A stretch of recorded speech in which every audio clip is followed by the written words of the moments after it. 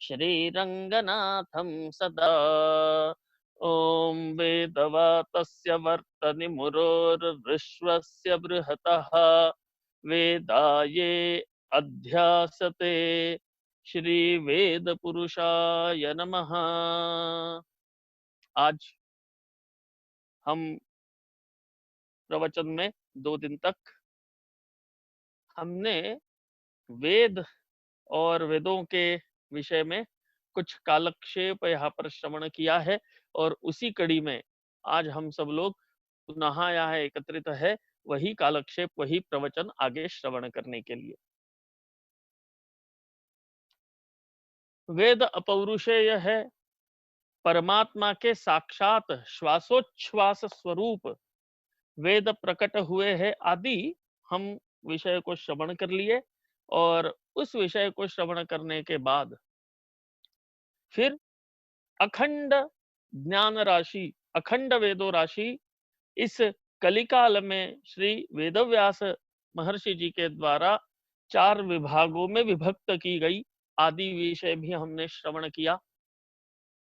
आदि वेद ऋग्वेद को कहा गया, और ऋग्वेद ही समस्त ज्ञान का मूलभूत आधार है, ऐसे भी हमने सुना। और कल हमने यजुर्वेद की भी चर्चा की कि यजुर्वेद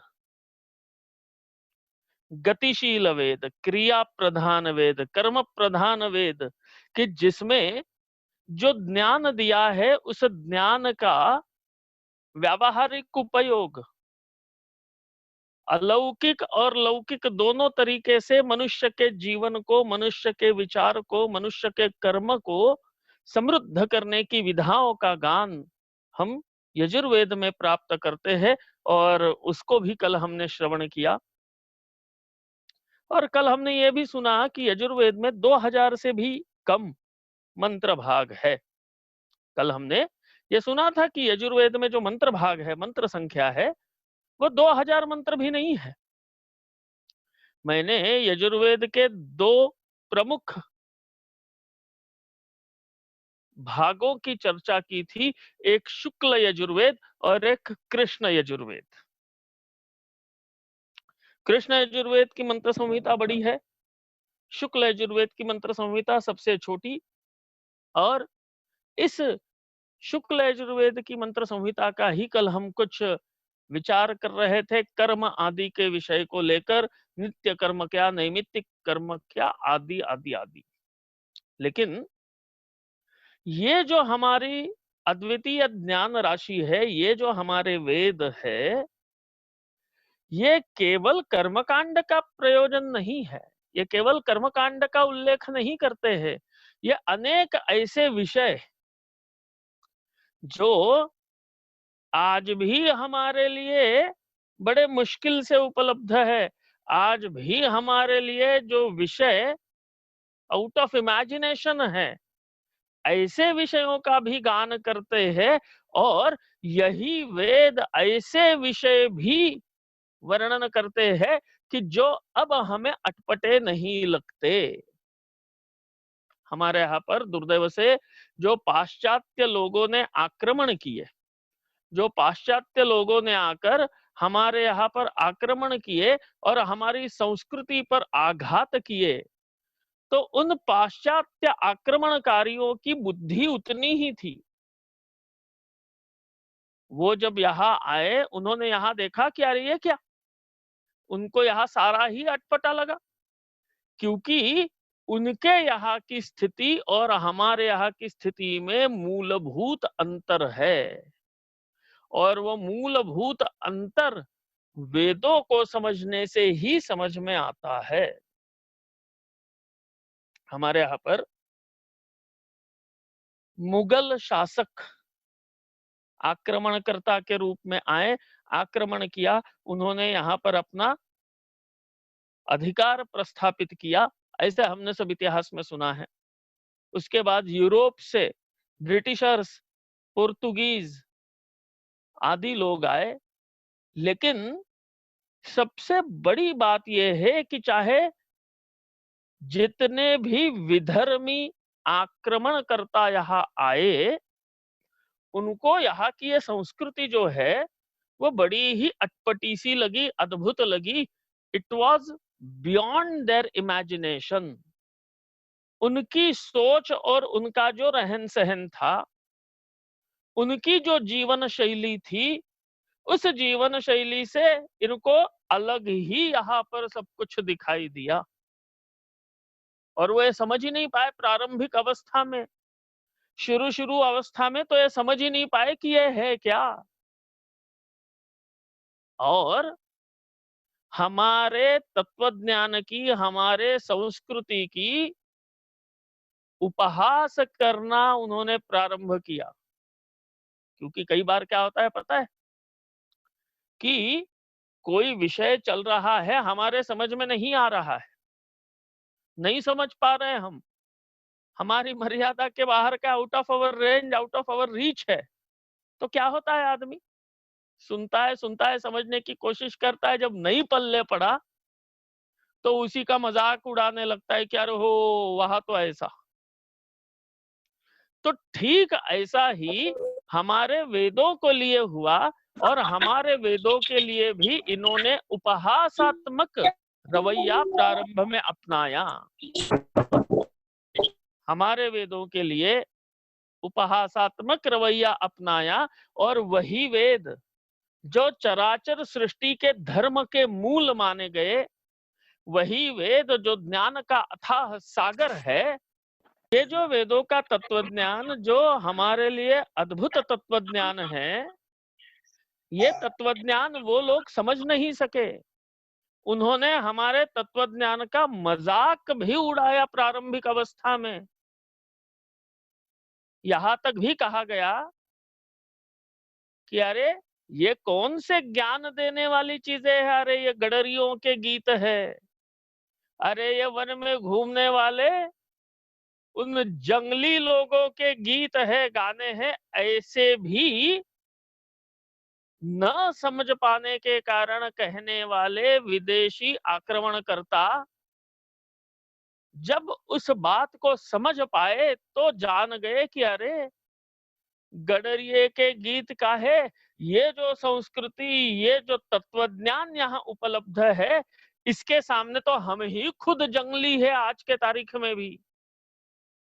और फिर वेदों का उन्होंने भी विमर्श समझना शुरू किया, वेदों को सीखना शुरू किया, वेदों को आत्मसात करना शुरू किया, और उसी क्षण से कहीं हम वेदों से दूर होना भी प्रारंभ हो गया, हम वेदों से दूर होने लग गए। और उसी कारण आज हमें यहाँ पर प्रवचन में वेद और वेद के तत्व जो है उनको लेकर प्रवचन करना पड़ता है। तो अस्तु, ये जो हमारे अद्वितीय वेद है, इन वेदों में कर्म प्रधान यजुर्वेद और ज्ञान प्रधान ऋग्वेद संहिता, ये विधान जो है वो तारतम्य से ही स्वीकार करना है। ऋग्वेद में ज्ञान है तो ऋग्वेद में कर्म भी है, ऋग्वेद में मोक्ष भी है, ऋग्वेद में स्तुति भी है। वैसे यजुर्वेद में भी ज्ञान तो है ही, लेकिन प्रधानता कर्म मार्ग की दिखाई देती है। लेकिन इसका मतलब ये नहीं कि ऋग्वेद में कर्म मार्ग है ही नहीं। मुख्य मुद्दा ये है कि जो मैं आज बताना शुरू किया था कि यजुर्वेद में यद्यपि मंत्र संख्या कम है, तो वो जो ऋग्वेद में कहा हुआ ज्ञान है 10,000 550 मंत्र का, उस ज्ञान का एक्सटेंशन है यजुर्वेद। उसी को विशद करने के लिए यजुर्वेद के माध्यम से उस ज्ञान का ऐहिक, लौकिक और पारलौकिक लाभ का विषय समझाने के लिए यहाँ पर यजुर्वेद को माध्यम बनाया है। और मैंने पहले ही कहा था कि विज्ञान ये ज्ञानाधिष्ठित होता है, पहले ज्ञान हो तो ही विज्ञान की उत्पत्ति होगी, बिना ज्ञान के विज्ञान संभव नहीं है। और वही ज्ञान ऋग्वेद ने कहा, और फिर इस ज्ञान का विज्ञान आगे चल के कर्म के रूप में यजुर्वेद में, गान आत्मानुभव के रूप में सामवेद में, और सभी प्रकार के तंत्र के रूप में अथर्ववेद में उसका विकास और उसका दिग्दर्शन हमें प्राप्त होता है। हमारे यहाँ 4 वेद, उसमें ऋग्वेद यजुर्वेद हमने सुने थे। ऋग्वेद और यजुर्वेद यह हमने सुने थे, और आज हम सामवेद का परिचय करते हुए आगे चलेंगे।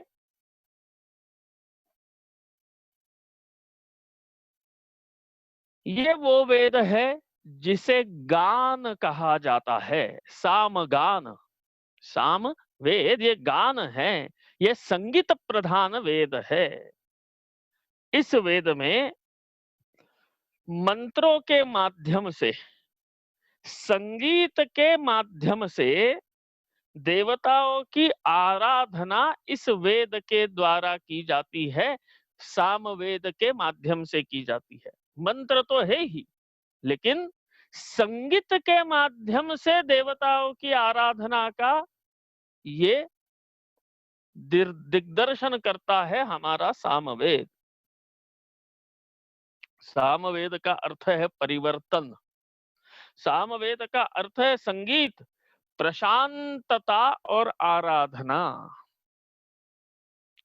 हम में रहने वाली कमियों को दूर करते हुए, संगीत को अपनाते हुए, संगीत के माधुर्य को, संगीत के गेयता को विषय बनाते हुए प्रशांतता का अनुभव आराधन में करना सामवेद सिखाता है। देखना क्या अद्भुत विषय सामवेद हमें बताता है। सामवेद क्या बता रहा है? परिवर्तन। एक ही चीज का अनेक एंगल से परिशीलन करना, परिवर्तन करना, ये सामवेद बताता है। और संगीत को माध्यम बना रहे हैं, संगीत को माध्यम बना रहे हैं। किस चीज के लिए संगीत को माध्यम बना रहे हैं? ईश्वरीय आराधना के लिए संगीत को माध्यम बनाया।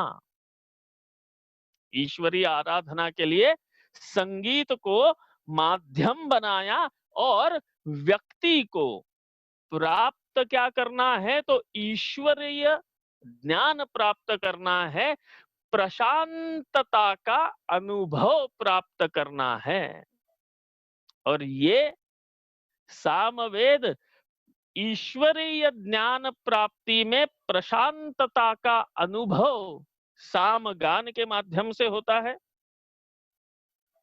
और ये सामवेद गीत संगीत के रूप में गाया जाता है। कौथुमी, रामायणी आदि शाखाएं सामवेद की आज उपलब्ध है, वर्तमान है।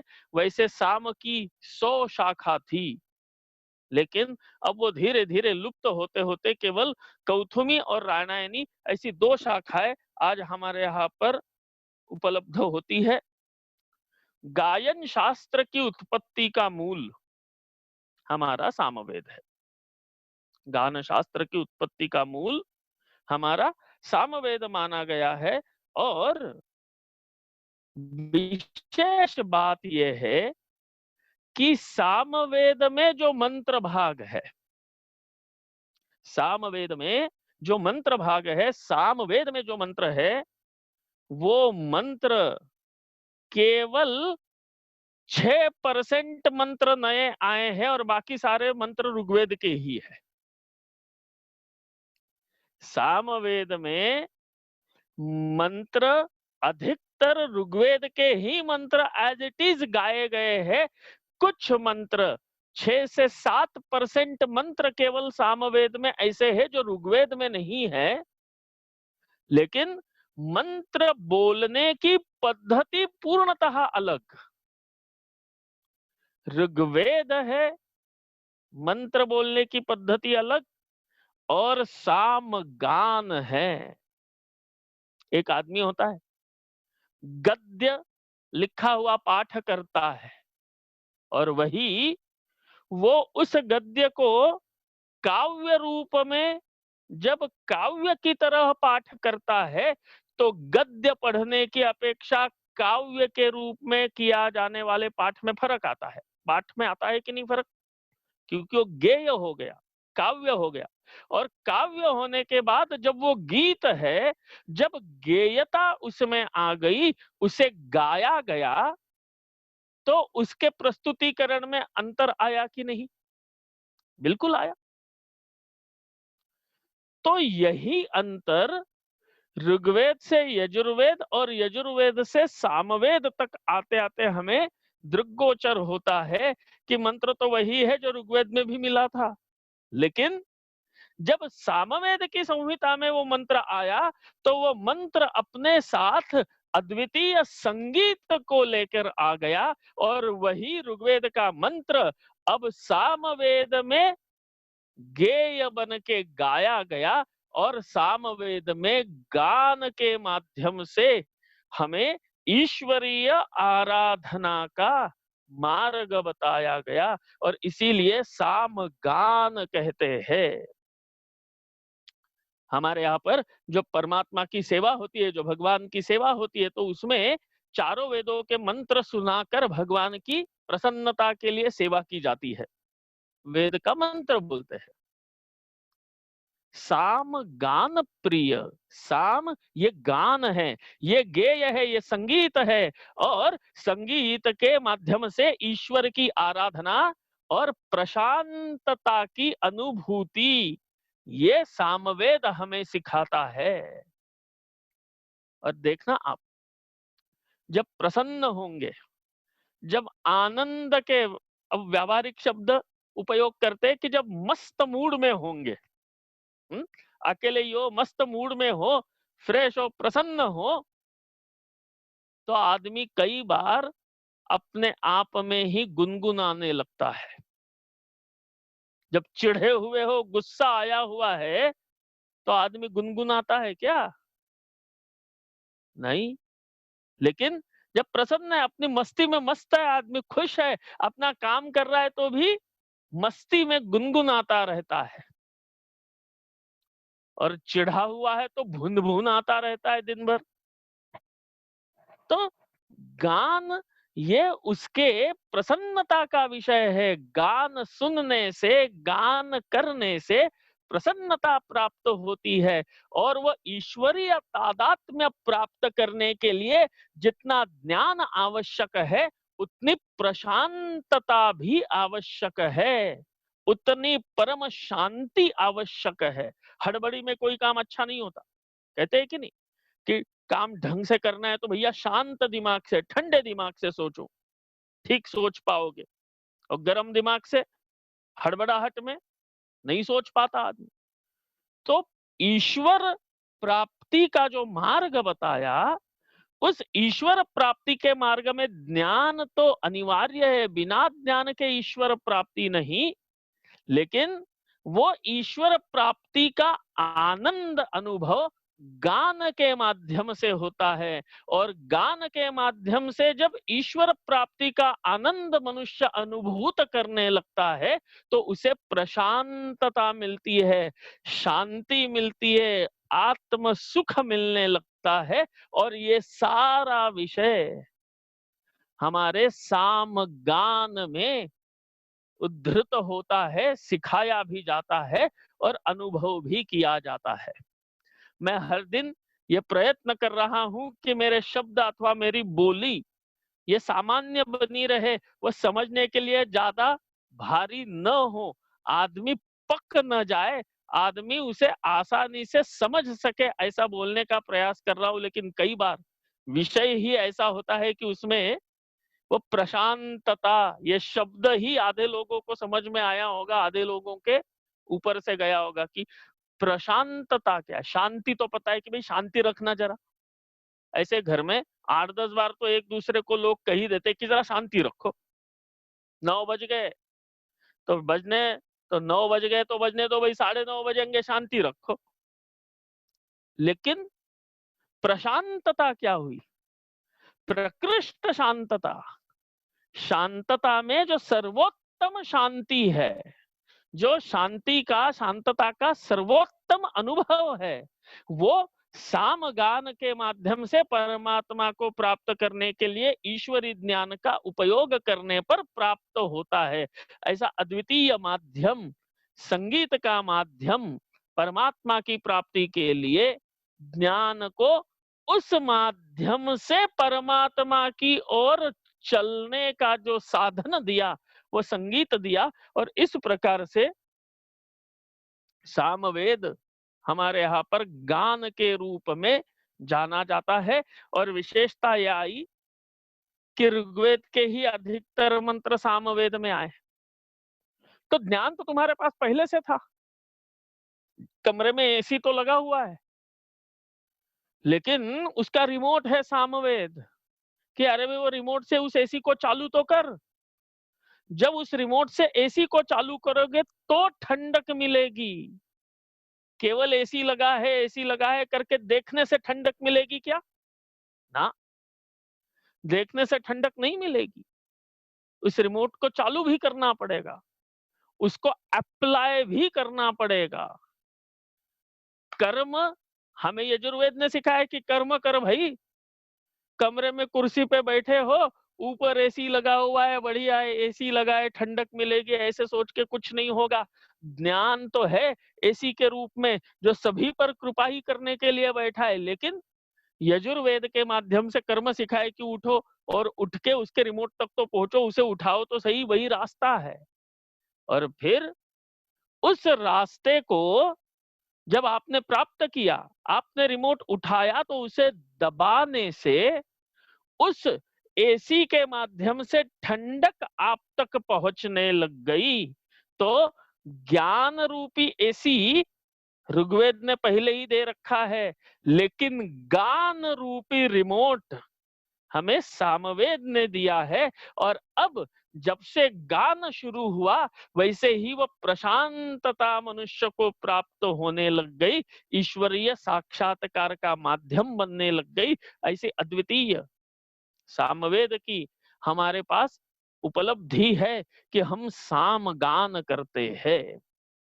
और आप लोगों ने यदि सुना हो तो सामवेद पढ़ने की बात नहीं, सामवेद सुनने का ज्ञान है। सुनो, उस गान को सुनने से ही अद्वितीय आनंद, अद्वितीय अनुभव होता है। और यदि सच में ही सही साम गान आप सुनने लग जाओ, तो उठने की इच्छा नहीं होती कि चलो और थोड़ा सुनते हैं, है 10 मिनट और मेरे पास। क्योंकि वह ईश्वरीय अनुभूति, नाद ब्रह्म जो है, हमारे यहाँ पर सा रे ग म प ध नि सा, ये सप्त स्वर, और सप्त स्वरों के माध्यम से नाद ब्रह्म का साक्षात्कार करना, ये नाद ब्रह्म विषय सामवेद में चर्चा किया गया। वेदों के मंत्र, ऋग्वेद के मंत्रों के गान के माध्यम से अपने भी कुछ विशिष्ट मंत्र सामवेद की संहिता में स्वतः नए आए हुए हैं। और इस प्रकार से सामवेद का गान ये प्रशांतता और ईश्वरीय तादात्म्य में अनुभव देने वाला एक उत्तम माध्यम के रूप में हमारे यहाँ पर स्वीकार किया है। और उसके बाद चौथा वेद, वो चौथा वेद है अथर्ववेद। हमारे यहाँ तो ऋषियों में पहले यही एक वाक्यता नहीं थी कि वेद 3 मानेंगे कि वेद 4 मानेंगे। ये विषय हमने पहले भी सुना है शायद, थोड़ा चलते चलते कहीं मैं बोलते हुए निकल गया हूं, किसी कथा में विस्तृत रूप से भी बोला गया होगा। हम राम जी की कथा जानते हैं, हम रामायण जानते हैं। रामायण जानते हैं कि नहीं जानते हो? जानते? राम जी के कुल गुरु कौन है? राम जी जिस वंश में जन्मे हैं, उस इक्ष्वाकु वंश में उस रघुकुल के कुलगुरु कौन है? श्री वशिष्ठ जी है। और श्री राम जी को अपने यज्ञ की रक्षा करने के लिए मांगने कौन आए हुए हैं? श्री विश्वामित्र जी महाराज। दोनों नाम सबके परिचित है, इन दो नामों से कोई अपरिचित नहीं है। एक है वशिष्ठ जी और एक है विश्वामित्र जी। दोनों अद्भुत ऋषि, दोनों अद्वितीय ऋषि, दोनों ब्रह्मज्ञानी है कि नहीं है? है। लेकिन दोनों में कभी पटी क्या आपस में? नैको ऋषिर यस्य मतन्न भिन्नम। ऐसे तो हमारे शास्त्र में कहा जाता है कि कोई ऋषि ऐसा नहीं कि जो दो ऋषियों के मत आपस में मिले हो। जितने विद्वान होते हैं सब अपनी अपनी अलग अलग की डफली बजाते हैं, क्योंकि उन्होंने अलग अलग रूप में साक्षात्कार किया, अलग अलग तरीके से उस तत्व को समझा। अंधा है, वो गुलाब जामुन देख नहीं पाया, लेकिन गुलाब जामुन का टुकड़ा उसके मुख में खिलाने पर उसे क्या पता चला गुलाब जामुन कैसा है? मीठा है। तो उसी गुलाब जामुन को जो अंधा आदमी देख नहीं पाया, उसने गुलाब जामुन का अनुभव किस रूप में किया? मीठा है। हुँ? एक आदमी जो देख सकता है, उसने उस गुलाब जामुन का अनुभव किया कि अरे तो बड़े बड़े लाल लाल गोल गुलाब जामुन हैं। किसी ने गोल है करके अनुभव किया, किसी ने लाल है करके अनुभव किया, और किसी ने मीठा है करके अनुभव किया। लेकिन अनुभव किसका किया? उसी गुलाब जामुन का अनुभव किया। और वही स्थिति हमारे ऋषियों की है, वही स्थिति हमारे वैज्ञानिकों की है, वही स्थिति हमारे वैचारिक विद्वानों की है।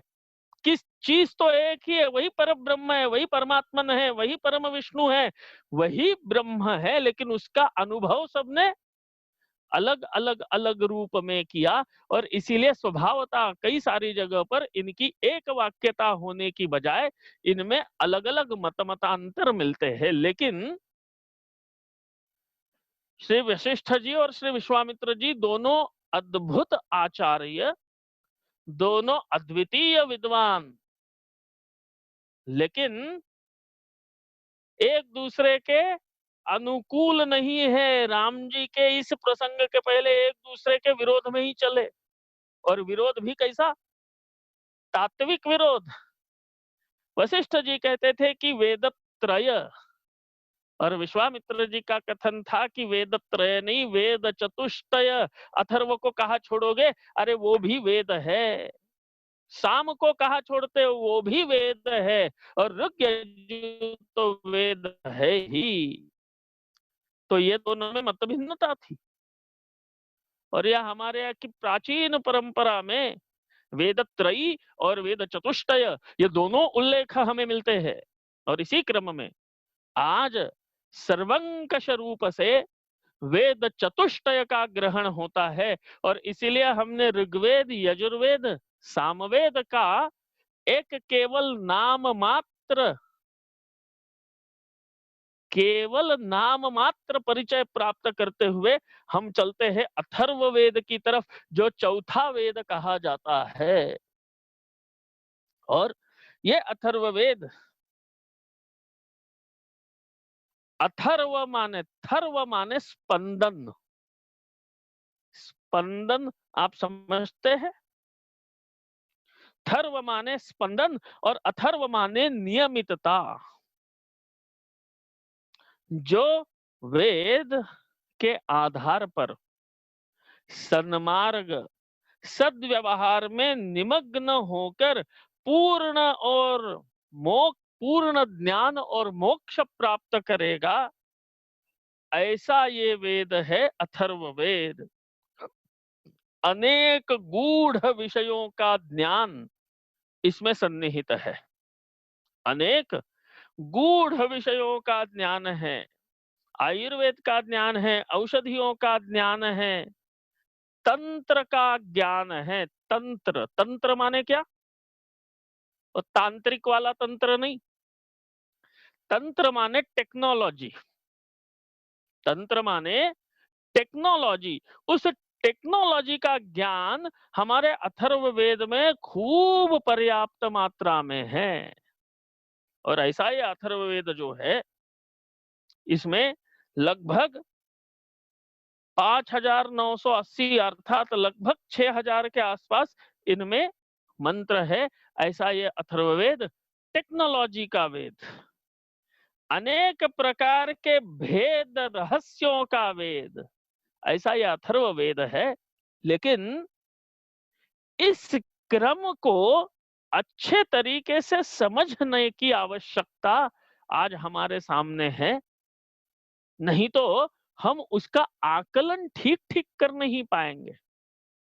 एक उदाहरण के माध्यम से हम इसको समझने की कोशिश करते हैं। आदि वेद, सबसे पहला वेद कौन सा है? ऋग्वेद है, सबको पता है। ऋग्वेद में अणु, एटॉमिक फॉर्म से लेके सारे चराचर विश्व ब्रह्मांड में जितनी जो वस्तु है, जितना जो ब्रह्मांड है, उस सबका ज्ञान ऋग्वेद ने बोला है। ऋग्वेद के पहले अष्टक का 8वां अध्याय, और उस 8वें अध्याय में एक अद्भुत सूक्त है। मैं पहला ही अष्टक बोल रहा हूं। 8 जो पार्ट है उसके, 8 जो वॉल्यूम्स किए, उसमें से पहला ही है वॉल्यूम ऋग्वेद का प्रथम अष्टक। और पहले अष्टक में एक अद्वितीय सूक्त आया है, और ये अश्विनी द्वय, अश्वित द्वय सूक्त है। इसमें अश्विनी कुमार जो है, उन अश्विनी कुमारों के गान करने वाला ये सूक्त है। इस सूक्त की देवता अश्विनी कुमार है। अश्वित द्वय ये इस सूक्त के देवता है।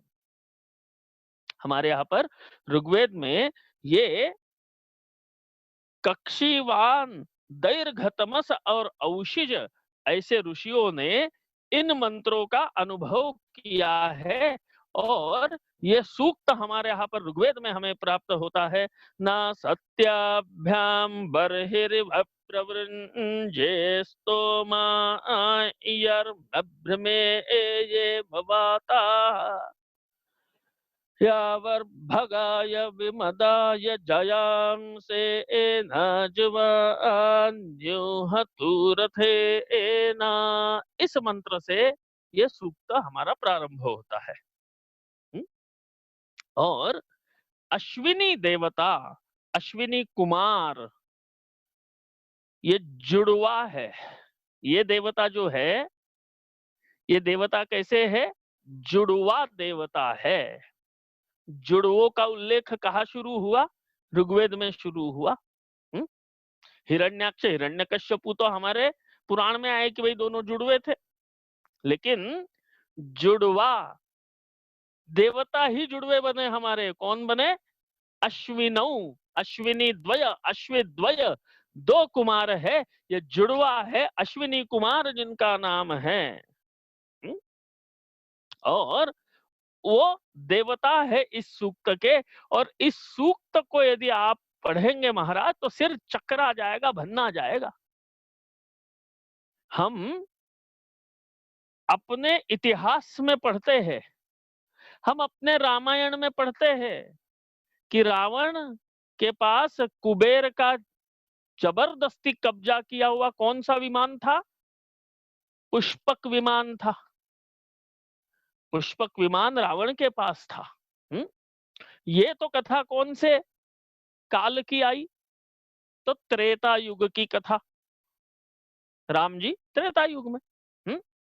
इससे पहले हम जब श्रीमद् भागवत जी की कथा सुनते हैं, तो उसमें भी मनु महाराज की 3 कन्या आकुति, प्रसूति, देवहूति, वो देवहूति देवी का विवाह किससे किया गया था? ऋषि से किया गया था, है ना? कौन ऋषि? देवहूति देवी का विवाह किससे हुआ? कर्दम ऋषि जी से हुआ था। और फिर कर्दम जी अपनी तपस्या में लीन रहे, फिर देवहूति ने प्रार्थना की कि भाई मुझे संतान प्रदान करो, आदि आदि विषय वो कथा है पूरी। तो कर्दम ऋषि और देवहूति देवी ने भी अद्वितीय विहार किया है एक दिव्य विमान में। कर्दम ऋषि जी ने अपने मंत्र सामर्थ्य से, अपने तप सामर्थ्य से अद्वितीय विमान का निर्माण किया, और उस विमान में फिर कर्दम जी और देवहूति देवी खूब बड़ी अच्छे से सैर करते रहे, ऐसा भी उल्लेख हमें मिलता है। तो मनु महाराज के समय की कथा, सतयुग की कथा महाराज। सतयुग में भी विमान आया, त्रेता में भी आया, और कलयुग में तो हम ही बैठ बैठ के उड़ रहे हैं। लेकिन ये टेक्नोलॉजी, ये ज्ञान हमारे ऋग्वेद के पहले ही मंडल में आ गया। और अश्विनी कुमार जिस सूक्त के देवता है, उस सूक्त के मंत्र में ये कहा, और केवल विमान का उल्लेख नहीं है महाराज, जिसे हम पानडुब्बी कहते हैं, सबमरीन कहते हैं, जो समुद्र में पानी के नीचे ही नीचे चलती है, सबमरीन जिसे हम कहते हैं, शायद सबमरीन ही कहते हैं ना पानडुब्बी को। तो सबमरीन भी इन्हीं मंत्र में उल्लेख है। आकाश में उड़ने वाले हवाई जहाज का भी इसी में उल्लेख है। अत्यंत गति से चलने वाले तेज वाहन रूपी अश्व का भी इसी सूक्त में उल्लेख है। और सैकड़ों बांस बल्ली बांध कर समुद्र पर तैरने वाले जहाजों का भी उल्लेख इसी में है। एक ही सूक्त में ट्रांसपोर्टेशन के सारे मोड्स उन्होंने डिस्कस कर डाले। उन्होंने रथ बोला, उन्होंने घोड़ा बोला, उन्होंने सबमरीन बोली, उन्होंने हवाई जहाज बोला, उन्होंने नौका भी बोली।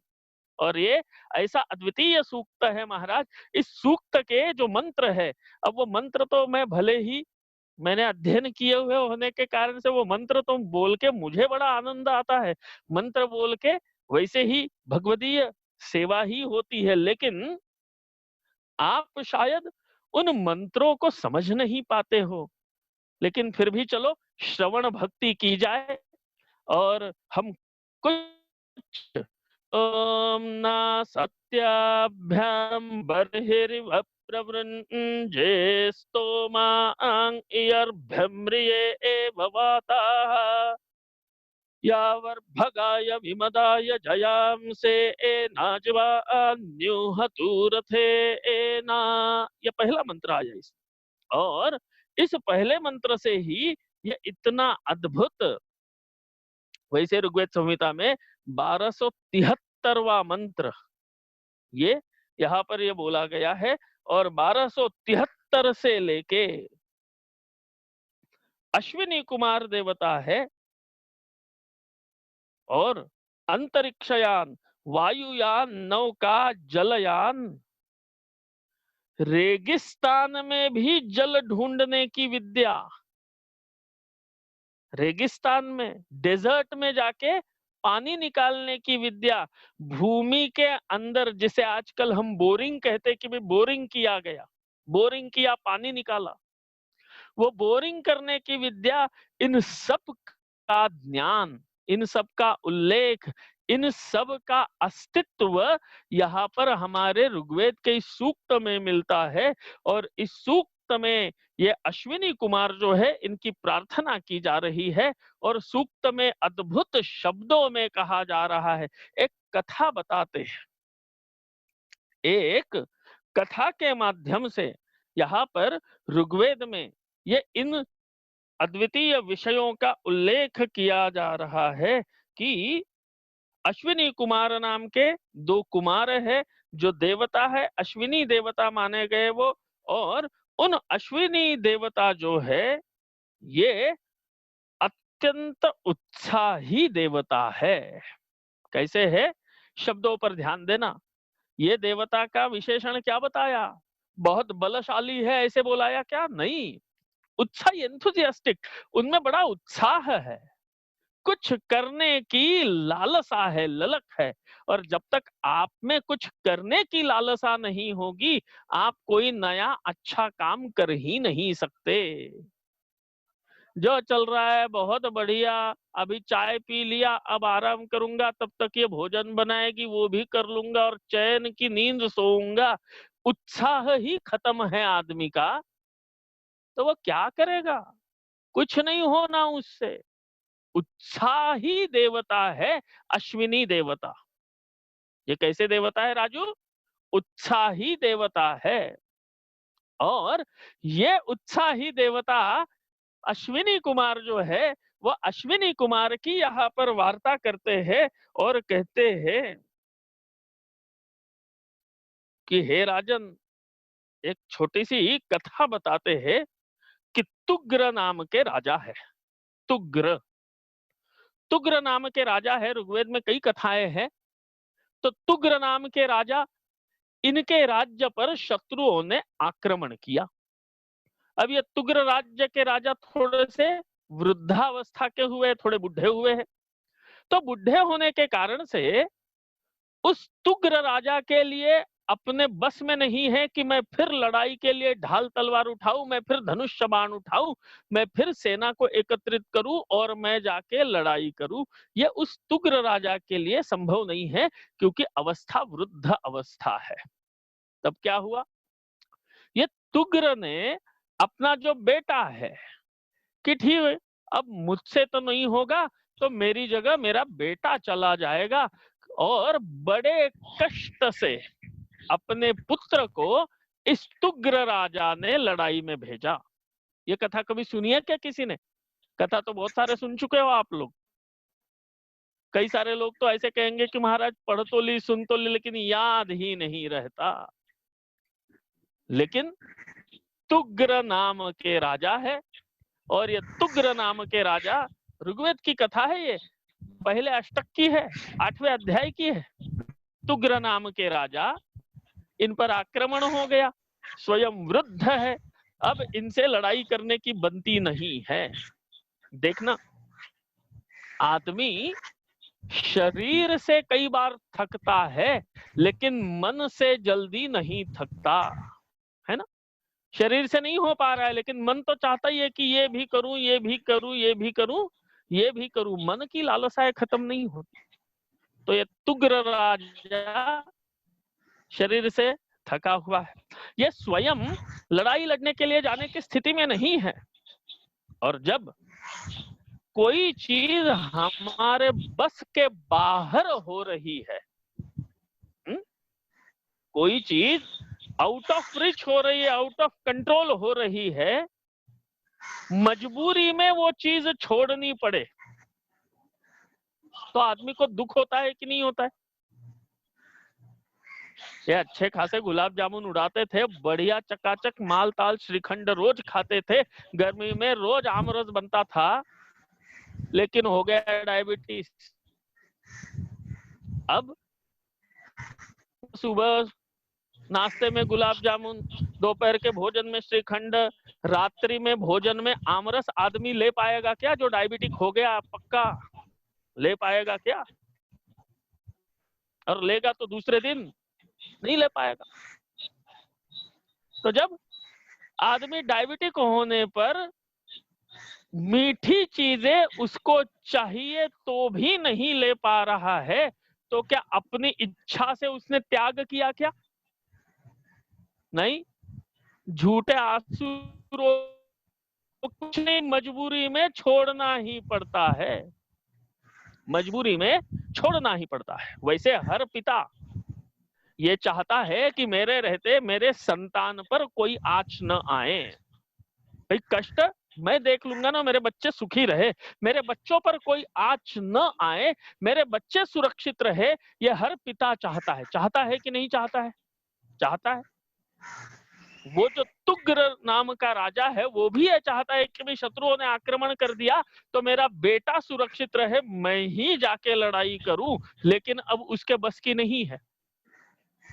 तब बड़े अनिच्छा से जैसे शुगर 460 निकल आने के बाद सामने गुलाब जामुन देखकर भी मुंह फेरना पड़ता है, वैसे इस तुग्र को अब लड़ाई देखते हुए खुद को लड़ने की इच्छा होकर भी मन मार के जब्त करके बैठना पड़ रहा है।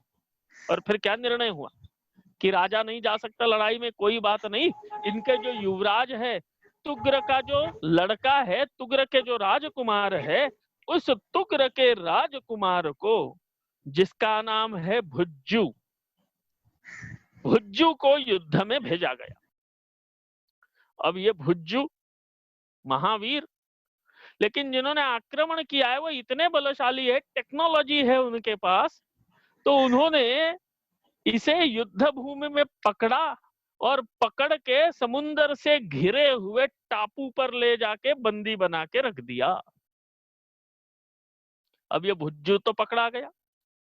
अब भुज्जू पकड़ा जाने के बाद अश्विद्वय, ये जो देवता है, ये जो जुड़वा देवता है, उन देवता की आराधना की गई और फिर अश्विद्वय ने समुद्र के अंदर चलने वाली नौका, सबमरीन यूज करते हुए 3 दिन 3 रात तक अखंड पानी के अंदर अंदर अंदर जाके उस टापू पर प्रवेश किया जहां पर भुज्जू को रखा हुआ था।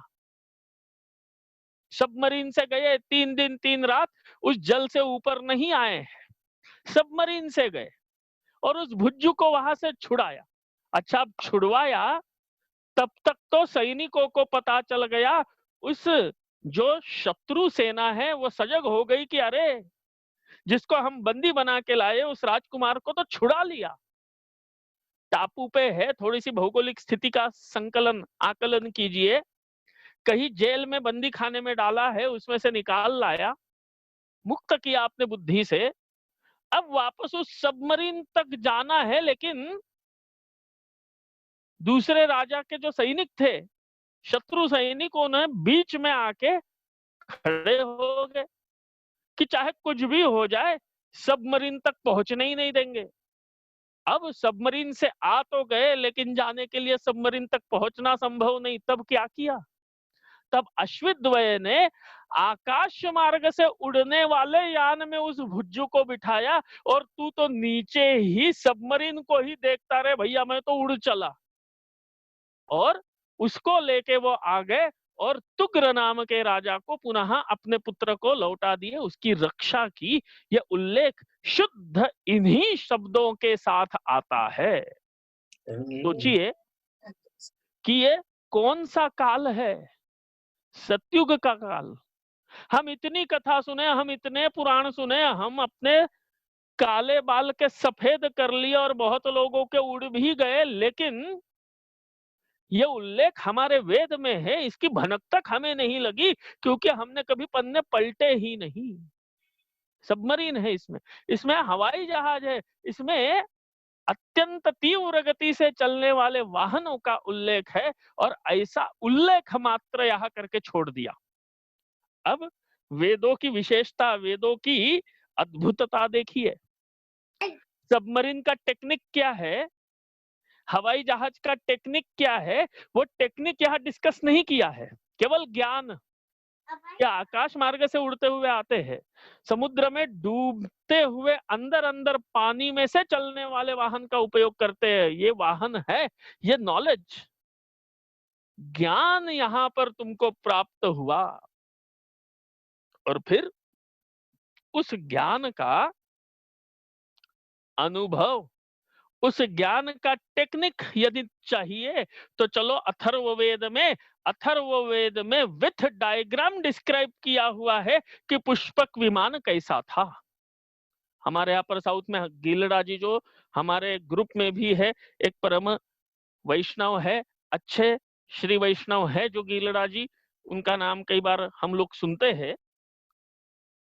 तो साउथ इंडिया में तमिल में एक बुक है, वो मुझसे डिस्कस कर रहे थे, मुझे बता रहे थे कि स्वामी जी वो बुक है, और उस बुक में हमारे यहाँ जो आजकल अंतरिक्ष यान भेजे जाते हैं, विमान की बात नहीं कर रहा हूं, अंतरिक्ष यान जिसके थ्रू सैटेलाइट्स भेजे जाते हैं, तो सैटेलाइट लॉन्चर्स की जो टेक्नोलॉजी है उससे भी 100 टाइम्स एडवांस टेक्नोलॉजी हमारे इस पुष्पक विमान की है। ये हमारे ग्रंथ इसको इलैबोरेट करते हैं, बिल्कुल इसको वर्णन करते हैं विद डायग्राम्स। और वो कौन से ग्रंथ में मिला?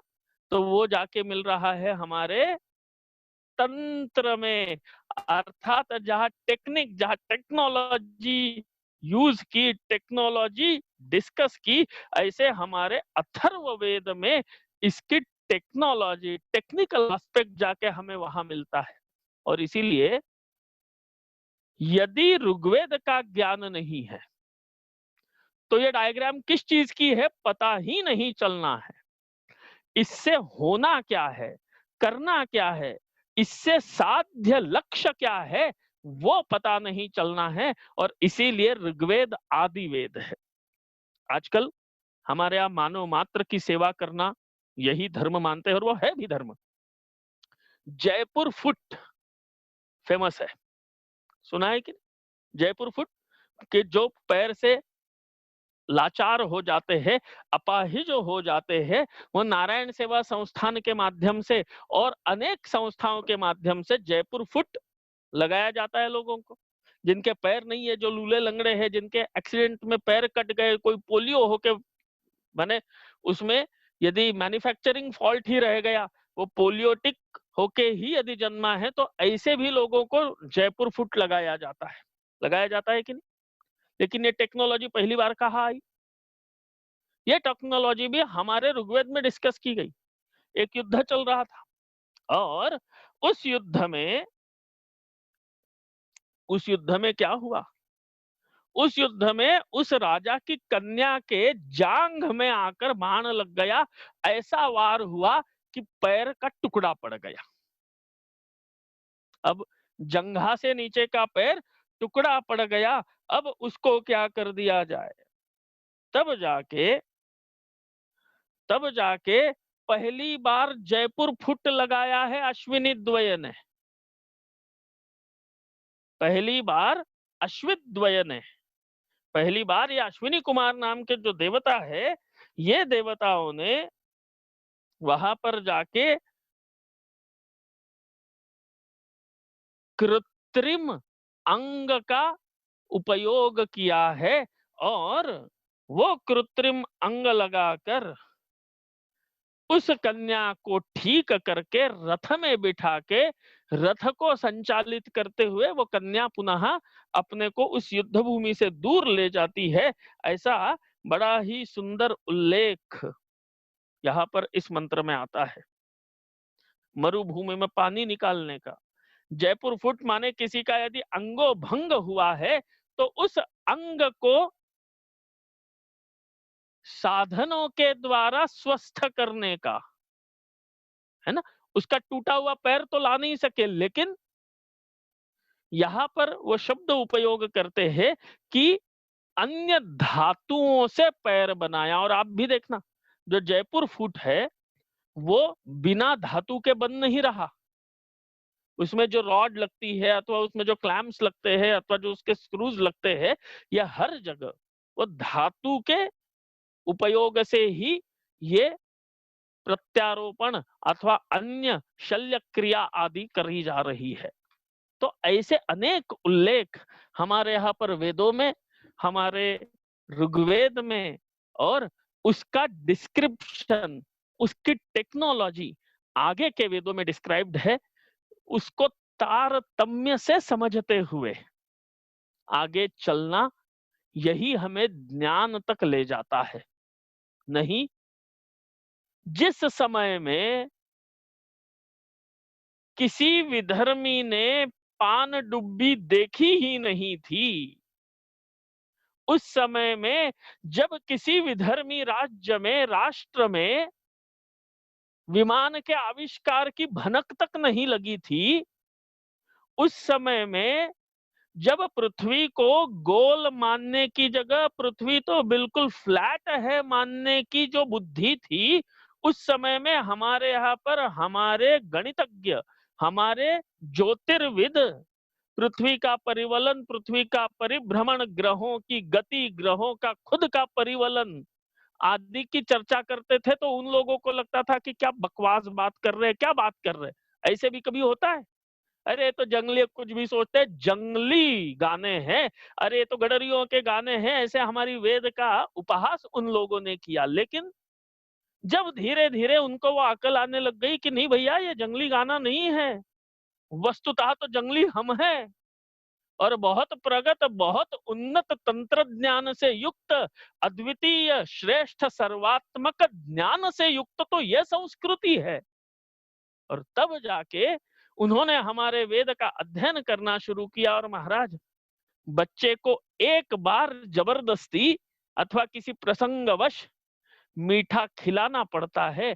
एक बार उसके मुंह पर उस मिठाई की मिठास चख गई कि फिर बच्चा बिना मांगे ही खा लेता है कि हाँ ये तो मीठा है, खाऊंगा।